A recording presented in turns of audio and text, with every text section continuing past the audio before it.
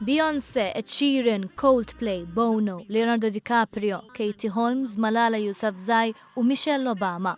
Huma uħut miċ-ċelebritajiet li kienu mistiedna f'Central Park f'New York għal Global Citizen Festival. Festival imtella bila li għajjem kuxjenza dwar problemi globali u kif iċ-ċittadini ta' dinja għandhom jagħmlu l-parti tagħhom biex itaffuhom. Dawn jinkludu l-inugwaljanza, it-tibdil fil-klima, il-faqar, il-mart bħal polio u l-edukazzjoni għal kulħadd fost għatta temi oħra. Il-festival ittella fl-istess żmien li fin New York qed tiltaqa' l-Assembleja tan-Nazzjonijiet Magħquda fejn hu mistenni li jkunu diskussi dawn l-istess sfidi u kif għandhom ikunu indirizzati sal-2030.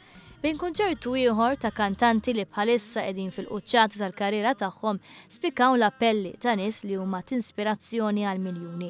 Ir-rebieħa tal-Premju Nobel għal Paċi Malala Yousafzai u Michelle Obama it-tnejn appellaw għad-dritt li kull tifel u tifla jirċievu edukazzjoni.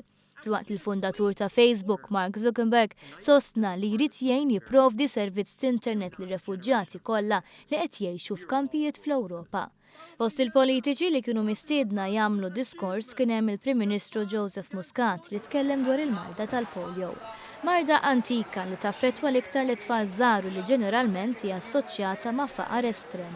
Din il-marda qed tonqos drastikament tant li għat-tieni darba fl-istorja tad-dinja hemm it-tama li marda oħra tinqered għal kollox. Wieħed li fil-laqgħa tal-Commonwealth f'Malta, it-53 kap tal-istat madwar id-dinja se jżommu l-qerda tal-marda tal-polio bħala priorità.